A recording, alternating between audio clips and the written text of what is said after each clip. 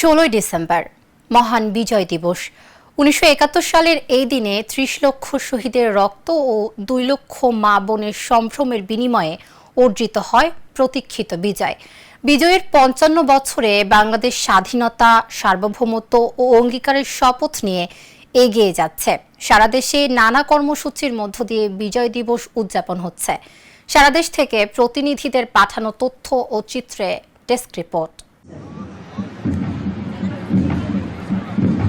গোপালগঞ্জে শহীদদের প্রতি শ্রদ্ধা নিবেদন, কুচকাওয়াজ, বিজয় মেলা সহ নানা আয়োজনের মধ্য দিয়ে মহান বিজয় দিবস উদযাপন হয়েছে। সকালে গোপালগঞ্জ জেলা ক্রিকেট স্টেডিয়াম সংলগ্ন স্বাধীনতা ও বিজয় স্মৃতিস্তম্ভে জেলা প্রশাসক, পুলিশ সুপার, মুক্তিযোদ্ধা সংসদ, উপজেলা প্রশাসন, বিভিন্ন রাজনৈতিক দল সহ সর্বস্তরের মানুষ পুষ্পস্তবক অর্পণ করে শহীদদের প্রতি শ্রদ্ধা জানায়। এই দিনটি আমাদের বড় কষ্টের মধ্য দিয়ে অর্জিত হয়েছে। আমরা এক গঙ্গা রক্ত দিয়ে দেশটাকে স্বাধীন করেছি। আমার অনেক ভাই পঙ্গুত্ব বরণ করেছে, আজও পঙ্গুত্বের অভিশাপে তারা জীবনযাপন করছে। 2 লক্ষ মা বোন তাদের সর্বোচ্চ সম্পদ, তার সম্ভ্রম হারিয়েছে। আমি তাদের প্রতি সহানুভূতি জ্ঞাপন করছি। এই স্বাধীনতার অর্জনে আজকের এই দিনে আমাদের স্বাধীনতা পূর্ণাঙ্গতা লাভ করে ওই পাকিস্তানি প্রায় 1 লক্ষ সেনাবাহিনীর আত্মসমর্পণের মধ্য দিয়ে। এদিন আমাদের স্বাধীনতা যুদ্ধের পরিসমাপ্তি ঘটে। 1971 সালে এই দেশের সূর্য সন্তানেরা দীর্ঘ 9 মাস স্বাধীনতা সংগ্রামের মধ্য দিয়ে এই দেশের যে অন্তিম সূর্য ছিনিয়ে এনেছিলেন, এই দেশ স্বাধীন হয়েছে। মহান বিজয় দিবস, সেই বিজয় দিবসে সকল শহীদদের প্রতি বিনম্র শ্রদ্ধা জানিয়ে আমি এদেশের মানুষের কল্যাণের জন্য সবাই সম্মিলিতভাবে সোনার বাংলাদেশ গড়ার জন্য সবার প্রতি আহ্বান করব। 71 সালের পরাজিত শক্তি যারা আছে তারা যেন এই বাংলাদেশে আবার যেন ক্ষমতার মসনদে না বসতে পারে, তাই বাংলার সাধারণ মানুষ, বাংলার যারা 71 সালের ভুক্তভোগী, যারা 71 সালের শহীদ পরিবার, মুক্তিযোদ্ধা পরিবার যারা আছে এবং আপামর জনগণ যারা সবাই আছে, আমরা সেই শকুনদের আবার এই বাংলাদেশে যেন ক্ষমতায় না আসতে পারে, তাই সবাইকে ঐক্যবদ্ধ হয়ে মুক্তিযুদ্ধের পক্ষের শক্তি যারা আছে সবাই ঐক্যবদ্ধ হয়ে সেই 71-এর পরাজিত শক্তিকে আবার 2026-এর 12ই ফেব্রুয়ারি রুখে দিতে হবে। এটা আমাদের জনগণের প্রতি মেসেজ যে তারা যেন সবাই সতর্ক থাকে, সেই পরাজিত শক্তি যেন আবার ক্ষমতায় না আসতে পারে। স্বাধীনতা যুদ্ধের এই আজ অবধি পর্যন্ত আমরা স্বাধীনতাটাকে আসলে অর্জন করেছি, কিন্তু পালন করতে পারিনি। আজকে আমরা বিশ্বাস করি বিগত ফ্যাসিস্ট সরকারের পতনের মধ্য দিয়ে আমরা প্রকৃত স্বাধীনতা পেয়েছি। এখন আমাদের কাজ এই স্বাধীনতাটাকে রক্ষা করা। রংপুর কেন্দ্রীয় শহীদ মিনারে ফুল দিয়ে শ্রদ্ধা নিবেদন করে বিভাগীয় কমিশনার, রংপুর রেঞ্জের ডিআইজি, মেট্রোপলিটন পুলিশ কমিশনার, জেলা প্রশাসন, বিভিন্ন রাজনৈতিক দল সহ বিভিন্ন শ্রেণী পেশার মানুষ। বিজয়ের এই মুহূর্তে প্রথমে শ্রদ্ধাচিত্তে স্মরণ করছে আমাদের অকুতভয় বীর মুক্তিযোদ্ধা, যারা তাদের জীবনের বিনিময়ে আমাদের এই সুন্দর দেশটা উপহার দিয়ে গিয়েছেন। যে সমস্ত মুক্তিযোদ্ধারা জীবিত আছে তাদের প্রতি আমরা শ্রদ্ধা নিবেদন করছি সেই সমস্ত মা বোনদের যাদের অনেক ত্যাগের বিনিময়ে আমরা এই দেশটাকে পেয়েছি, এবং সর্বোপরি জুলাই যোদ্ধা যাদের বিনিময়ে আমরা একটা পরিবর্তিত প্রেক্ষাপটে একটা রাষ্ট্রীয় ব্যবস্থা পেয়েছি। তো যেমনটি বলছিলেন, বিজয়ের এই দিনে আমাদের যে প্রত্যাশা, সেই প্রত্যাশা তো অনেক। ইতিমধ্যে 54 বছর পার হয়েছে, আপনারা জানেন। অনেক কিছু অর্জন আছে, যতটা অর্জন আমাদের করার কথা ছিল সেটি হয়তো সম্ভব হয়নি, কিন্তু আমরা পরিবর্তিত প্রেক্ষাপটে আমরা অনেক দূর এগিয়ে এসেছি। আশা করি যে আমরা যে স্বপ্ন নিয়ে দেশটাকে স্বাধীন করেছিলাম, আজকের এই বিজয়ের দিনে আমরা সেই স্বপ্ন যাতে পূরণ করতে পারি, সেটাই হোক আমাদের অঙ্গীকার। বরিশালে শহীদ মুক্তিযোদ্ধা স্মৃতিফলকে ফুল দিয়ে শহীদদের প্রতি শ্রদ্ধা জানান বরিশালের বিভাগীয় কমিশনার, ডিআইজি, পুলিশ কমিশনার, বিভিন্ন রাজনৈতিক দল সহ সর্বস্তরের মানুষ। সিলেটে প্রথমে শ্রদ্ধাঞ্জলি অর্পণ করে মুক্তিযোদ্ধা সংসদ, পরে প্রশাসনের পক্ষ থেকে শ্রদ্ধা জানানো হয়। সকাল 9:30টায় নগরীর রিকাবি বাজারের জেলা স্টেডিয়ামে পায়রা ও বেলুন উড়িয়ে বিজয় দিবসের কর্মসূচির উদ্বোধন করা হয়। পরে কুচকাওয়াজ অনুষ্ঠিত হয়। মোংলায় সকালে উপজেলা পরিষদ মাঠে জাতীয় পতাকা উত্তোলন, পায়রা অবমুক্ত ও কুচকাওয়াজ হয়। পরে সকাল 10:30টায় মোংলা পৌর বিএনপির সভাপতি জুলফিকার আলীর নেতৃত্বে একটি বিজয় মিছিল বের হয়। বিজয় দিবসে আমরা আজ মনে পড়ে শহীদ রাষ্ট্রপতি জিয়াউর রহমান সাহেবের যে কালুরঘাট থেকে ঘোষণা দিছিল মুক্তিযোদ্ধার স্বাধীন করার জন্য স্বাধীনতা, সেই শহীদ রাষ্ট্রপতি জিয়াউর রহমান সাহেবকে স্মরণ করি। সাথে সাথে স্মরণ করি এই দিন যারা যুদ্ধ করে স্বাধীনতা এনেছিল বীর মুক্তিযোদ্ধা। সকল সরকারি, বেসরকারি, আধা সরকারি, স্বায়ত্তশাসিত বেসরকারি ভবন সহ রাজনৈতিক কার্যালয়গুলোতে জাতীয় পতাকা উত্তোলন করা হয়।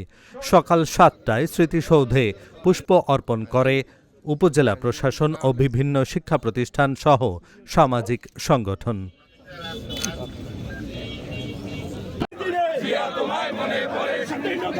পটুয়াখালীতে দিবসটি উপলক্ষে জেলা প্রশাসন সহ বিভিন্ন সরকারি, বেসরকারি ও সামাজিক সাংস্কৃতিক সংগঠনের উদ্যোগে দিনব্যাপী নানা কর্মসূচি পালন করা হয়।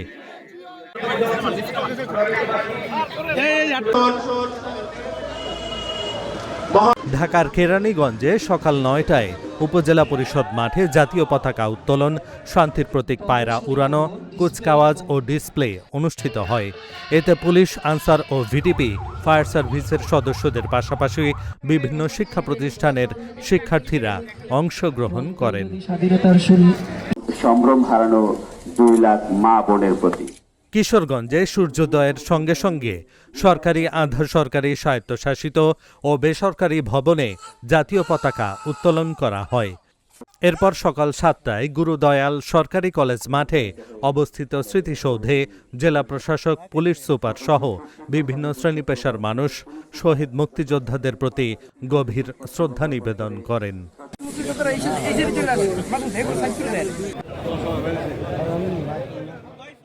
জামালপুরে বিজয় দিবসের প্রথম প্রহর রাত 12:01 শহীদ মুক্তিযোদ্ধা স্মৃতিস্তম্ভে শ্রদ্ধা জানাতে মানুষের ঢল নামে। এ সময় পুষ্পস্তবক অর্পণ করে জেলা বিএনপি ও দলটির বিভিন্ন অঙ্গ সংগঠন। পরে শহীদ মুক্তিযোদ্ধা স্মৃতিস্তম্ভে পুষ্পস্তবক অর্পণ করে গণ অধিকার পরিষদ, জামালপুর প্রেস ক্লাব সহ বিভিন্ন প্রতিষ্ঠান।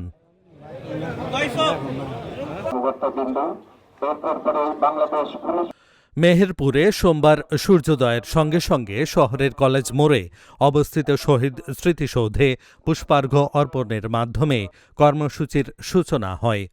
প্রথমে জেলা প্রশাসনের পক্ষ থেকে শহীদদের প্রতি শ্রদ্ধা নিবেদন করেন জেলা প্রশাসক ডক্টর সৈয়দ এনামুল কবির। পরে আইনশৃঙ্খলা বাহিনীর পক্ষ থেকে পুলিশ সুপার উজ্জ্বল কুমার রায় শহীদ স্মৃতিসৌধে পুষ্পস্তবক অর্পণ করেন। শ্রদ্ধা নিবেদন শেষে শহীদদের আত্মার মাগফিরাত কামনায় দোয়া ও মোনাজাত অনুষ্ঠিত হয়।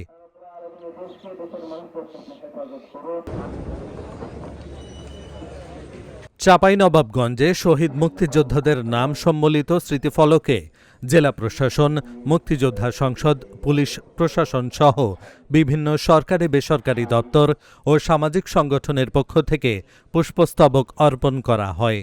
একই সঙ্গে সকল সরকারি, আধা সরকারি ও বেসরকারি ভবনে জাতীয় পতাকা উত্তোলন করা হয়। দিবসটির মূল আনুষ্ঠানিকতা অনুষ্ঠিত হয় চাঁপাইনবাবগঞ্জ জেলা নতুন স্টেডিয়ামে।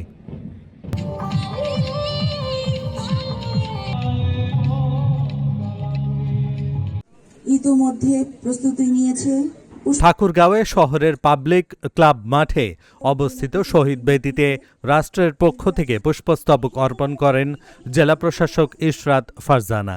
এ সময় আরও শ্রদ্ধা নিবেদন করেন পুলিশ সুপার বেলাল হোসেন, জেলা মুক্তিযোদ্ধা সংসদ, বিভিন্ন সরকারি, বেসরকারি দপ্তরের কর্মকর্তা, জেলা বিএনপি, ঠাকুরগাঁও প্রেস ক্লাব সহ বিভিন্ন সামাজিক ও স্বেচ্ছাসেবী সংগঠনের প্রতিনিধিরা।